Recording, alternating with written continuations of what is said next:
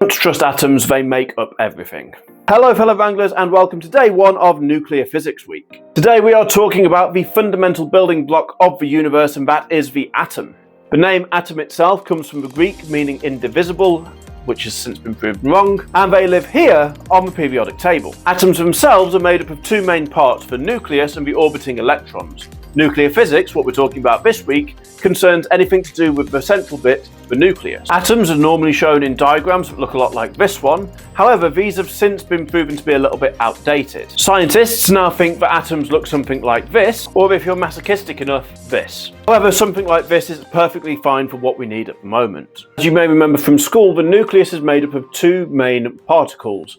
These are protons and neutrons. Protons positively charged and neutrons neutrally charged. Negatively charged electrons orbit the nucleus, but we don't care about those because we're talking about nuclear physics. Now, the type of atom that an atom turns out to be is determined by its proton number. That means where it sits on this table is determined by how many protons there are in a nucleus. That means every single atom that has one proton is hydrogen, two protons is helium, three protons is lithium. It's not heavy hydrogen or heavy helium, they are different atoms. However, an atom can have different numbers of neutrons. For instance, a hydrogen atom that has two neutrons and one proton is called deuterium, and that's heavy hydrogen. You might hear physicists talk about something like carbon-12 or carbon-13. That just tells you the number of neutrons that are in a carbon atom. Carbon has 6 protons and normally 6 neutrons. That would be carbon-12 because 6 plus 6 is 12. Carbon-13 has 6 protons and 7 neutrons, making it add up to 13, hence carbon-13.